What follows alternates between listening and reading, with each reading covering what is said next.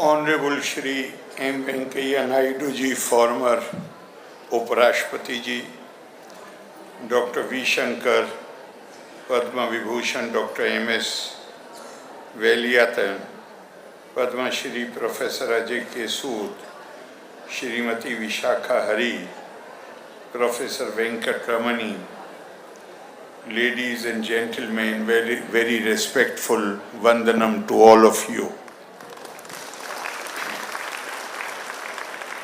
There are certain occasions when it becomes difficult to find words to give expression to your feelings.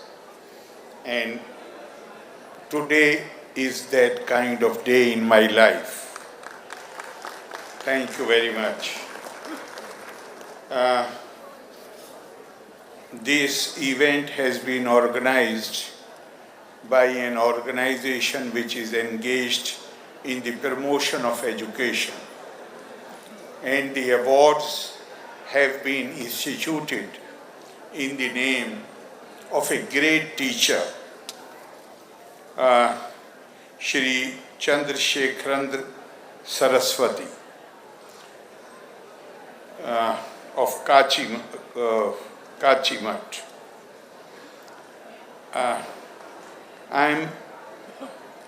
I'm reminded of what Gurudev Rabindranath Tagore had said.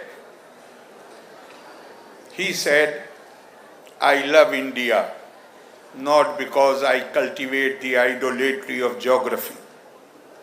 I love India not because I have had the good fortune to be born in her soil, but I love India because she has, through tumultuous ages, saved the living words issued from the illuminated consciousness of her daughters and sons. India's genius, India has always been, even at the time when European Renaissance had not taken off, much before that, India has always been considered as hub of knowledge, knowledge destination. We have, Gurudev uses the term tumultuous ages. History has been quite cruel to us. But if India still survives, it survives because of teachers like Tirumeni Chandrasekhar Saraswati. It survives because of the saints. It survives because of our rishis. Because otherwise we have been through very, very difficult times. And the message, I think I should also make another reference to Gurudev.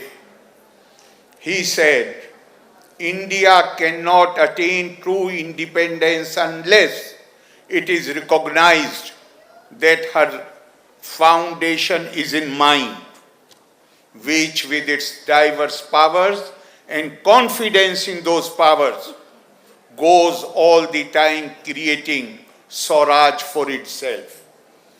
Like any individual, any society, every nation has also its genius, a distinguishing quality. And India's genius has been the tradition of knowledge and promotion of wisdom. Satyam Jnanam Anantam Brahma Shantam Shivam Advaitam.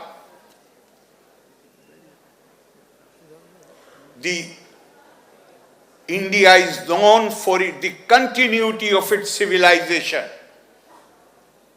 India's civilization is not only ancient, prachin, but it also has dynamic vitality, Mrityunjayata.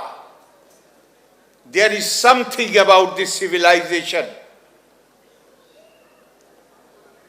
which makes it to renew itself and maintain its continuity.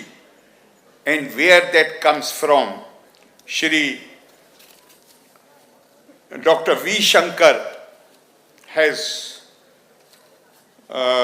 made reference to some of the lines of Adi Shankaracharya. I would say the continuity, the vitality, the ability to respond creatively to challenges, whether they come from outside, whether they come as a result of the new ideas.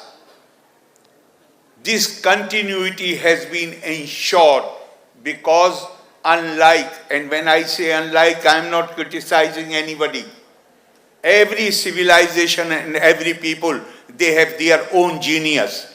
I have no right to sit in judgment. I am talking about our civilization.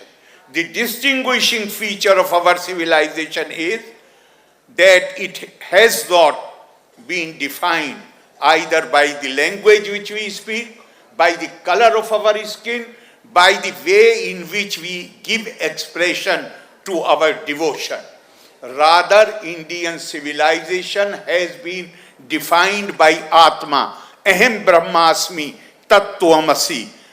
We talk about it. Great Shankaracharya at a very young age, he traveled all over the country. He created 4 mutts to establish India's unity. Always remember, buildings do not create unity. What is important is Adi Shankaracharya gave one Mahavakya from each Veda to all these 4 mutts. And all the 4 Mahavakyas almost mean the same thing. Aham Brahmasmi, Tattvamasi, Prajnanam Brahma, Ayam Atma Brahma. Basically, Indian culture views a person not in terms of the alienable and variable characteristic like the color of his skin, factors associated with the birth, but it views a person in terms of Atma, the self. Know thyself, which is totally inclusive. It does not exclude even animals and plants. That is the distinguishing feature of Indian civilization. We see in each body, Deho Devalaya Prokto Jivo Deva Sada Shiva. Religion for us does not mean worshipping an irate God, but the self in us, the light in us, the light ahead of us, the light to which we advance falteringly on account of unworthiness of our eyes. For us, the Supreme is in us. The body is called abode of God and the Spirit. And that is why, sometimes we get confused. Even men known by the name of Dharamraj got confused and asked Bhishma Pitame that there are so many sages who have given different opinions, wish to follow. The compiler of the Indian wisdom, Ved Vyas, he in just 2 lines, 1 verse, he cleared all the confusion. We have many books, but he said, Sarva Shastra Puraneshu Vyasasya Vachanam Durvam Paropkarastu Punyay Papai Parpirnam. The whole gist, essence, burden of the song is that if you do good to the other, then you earn merit.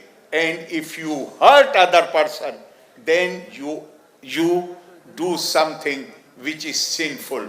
And I would like to, there is not much time, lot of time has already been, you have been sitting here since long time, but I would like to, because these awards have been instituted in the name of the seer of the Kachi one, which was established by Adi Shankaracharya. Therefore, I would like something, a small anecdote of Adi Shankaracharya which happened in Varanasi. He had gone for Isnan, bath at the Ghat of Ganga, coming back. Many of you who must have visited Varanasi, they know that the lanes of Varanasi are a bit narrow. When he was coming back, he saw in that lane a Chandal, the so-called untouchable, is standing with his 5 dogs. And Adi Shankaracharya told him, Gachati, Gachate. Remove yourself from the way. And this Chandal of Varanasi, he asked Shankaracharya, who was the Praneta of Advaitvad, Aham Brahmasmi Tattvamasi. He asked him, he said, shall I remove my body or shall I remove my soul, my Atma? And great Shankaracharya fell on his feet and he composed a poem which is known as Manish Panchakam.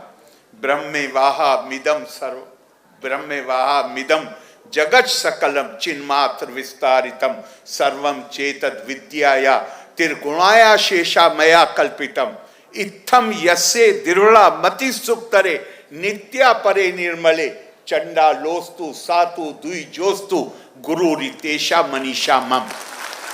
Which means that whosoever has realized that the same divinity in the form of the soul dwells in everybody, that person, be he an outcast or be he may belong to some other caste, that person is my Guru and I bow before him. I hope these stories will inspire us to live up. They have the potential. If we are ready to learn the lesson, then these stories have the potential to solve many of the problems which we are facing today and the world is facing today.